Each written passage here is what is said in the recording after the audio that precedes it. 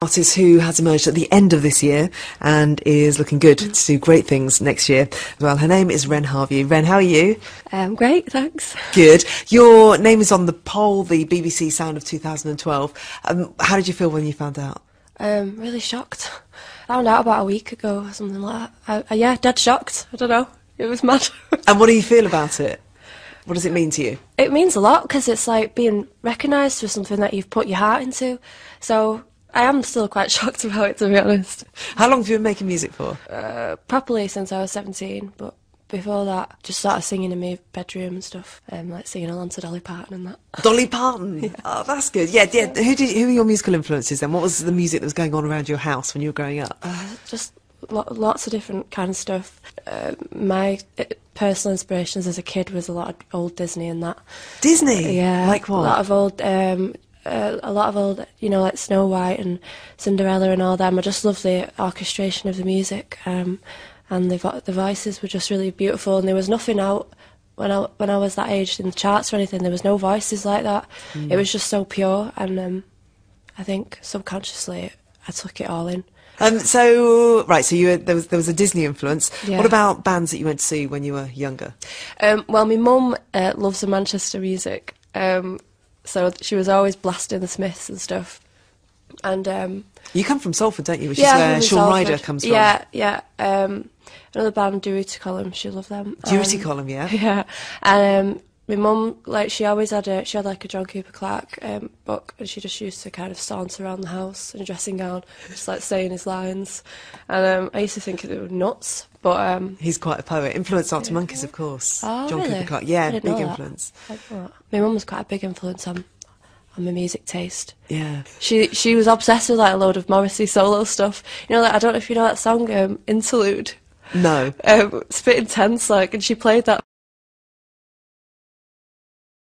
for 6 months straight. That song, you should listen to it. It's a pretty good song. I'll go and get myself educated. And okay, so your mum and her musical influences. What about when you went to see bands? Who did you go and see? What was your first bands you saw? Do you know what? I wasn't really a part of any of that kind of. It's funny because now Salford's kind of really cool, but when I was a kid, it wasn't cool to be from Salford. It's like Salford equalled poor. So like, well, that's what Shaun Ryder said. That it's tough. It wasn't cool. It's kind of like a cool thing now, but sort of when I was a kid, it was just, I don't know. But my mum had a lot of parties and that, and there was a lot of local musicians. Yeah, I didn't go to that many gigs, but there was a lot of parties going on around Salford that I was, you know, and my dad is a great guitarist, very musical. So did they perform, your mum and dad? My mum can't sing, but she sings with a lot of passion. So, but anyway, yeah. My dad used to do the pub circuit around Salford and that side of my family are quite musical, but that's more of folk, kind of earthy, lovely music. So when did you find your voice? When did you suddenly find out that you could sing? It's weird because I was about 12 or something, and there was a pop show at school, and I never sang in public, ever. I'd never really sang to myself. I don't. And there was this poster like, "Come on, kids, get involved." And I entered it for some reason. I don't know why. Your decision, not your family. You're not your mum pushing you into doing it. No, I don't know why. I put my name down. Yeah, that was the first time I went on stage. I thought, what am I doing here? And I remember I sang A Woman's Worth, which is quite a grown-up song for a 12-year-old. Yeah. I thought, wow, this gives you a kind of amazing feeling. Whew. It kind of went from there, really.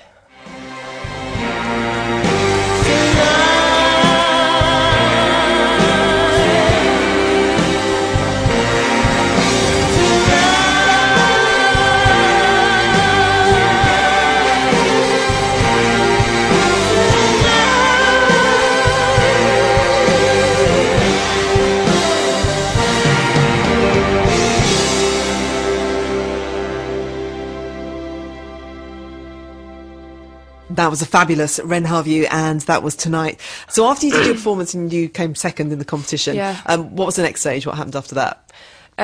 Not much, and then a teacher said you should join my choir, and I was a bit like, oh, it's a bit sad that, I don't know.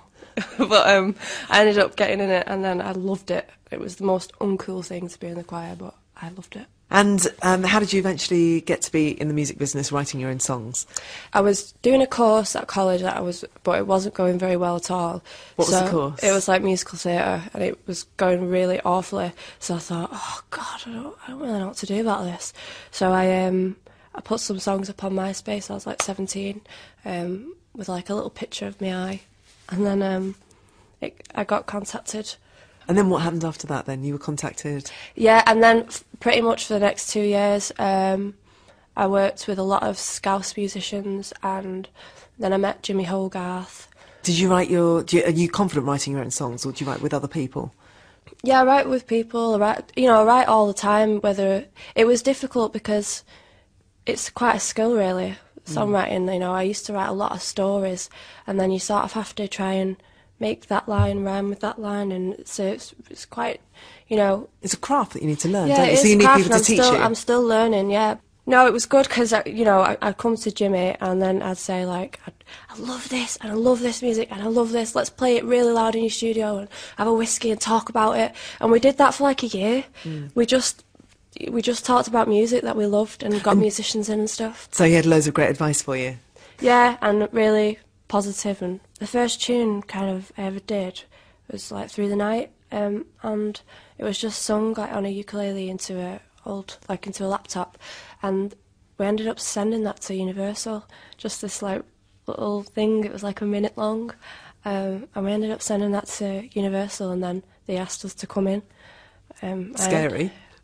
Yeah, and it ended up being like the head of Universal. Walk in and meeting him, and he was kind of like, so tell me about yourself. And I was thinking, I don't know anything. But yeah, it seemed like a natural fit, because Island's a great record label, and it just seemed like a natural fit to just go straight to them, and it was the right decision, I think.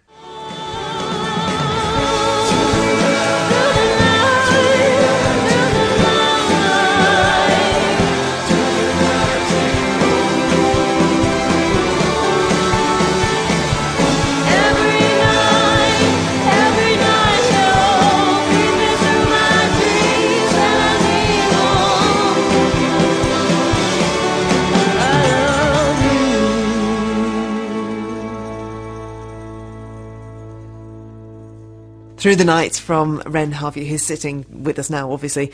You have also worked with Dave from the Zootons, Dave McCabe from the Zootons. How's he to work with? He's quite a maverick, don't swear. Yeah, he's great. He's really funny, and very bright. He's quite a character. And what's he brought out of you, or how's it gone?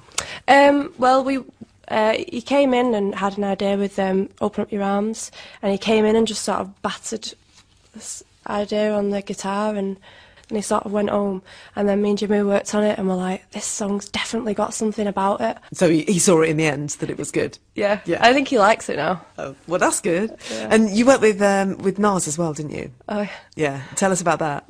Yeah, it's weird. I went to America for 2 weeks, and we met up with Nas in Las Vegas, which is quite a surreal experience, really. We met up, we just met up in like a casino, and just thought, this is weird, what's happening here? But we've been sending songs back and forth, because there was a song that I did that didn't make the record, but it wasn't quite right, and then I sent it to Nas, and he really liked it. So I'm just waiting for his rap. So I think we're definitely going to do it. You know. Excellent. And you've been on tour with James Morrison. Yeah. So I've done some dates with him. How's that been? Really good. He's dead nice. Really, yeah, it's been really good. It's been chilled. His crowd are a really nice audience. You know, I don't feel like I have to work that hard. Like, you know what I mean? Like, it's not. I felt like with the Las Vegas crowd, you have to work really, because it's kind of like we want to see men with guitars. We don't want to see you. So so you need to impress So you have to fight more, which I also quite enjoy. Winning them over. But, do you have kind of patter or banter on stage? Do you know how to deal with an audience? Well, originally I said nothing, not even my name, because I was too shy, and then the band were like, I think you need to like say something so people know who you are. So I've tried to say a little bit. It's so early on in your career so far. What's been the high points? Your favourite thing you've done? It's got to be live. It's got to be live, because all the other parts of it that are exciting, but but scary. But live just feels so natural for me. It's just a pure escapism, so I'd say live. And how's your back now? Because you had this awful accident. Was that in this summer or the summer before? Yeah, it was in May. Yeah, in May. And you broke your back in 2 places, is that right? Yeah. Yeah. So how are you now? Yeah, I'm good. I mean, I'm still recovering. I think I've got quite a long way to go, but considering what could have been the outcome, I think I'm very lucky. So It sounds like a trite thing to say, but what have you learned from it? Has it kind of been able to take anything positive from it? it's funny, you have to, with something like that, you have to try and find positives, because otherwise it can make you a little bit bitter, I think. And I think I've learned, especially in hospital when I was dying of boredom, I did a lot of visualisation and realised that this is what I want to do. You know, I knew that I had this really exciting opportunity awaiting me if I got better. But you had a dream that you wanted to pursue and you couldn't give that up. Yeah. All right, and the final song that you're going to do for us? Open Up Your Arms.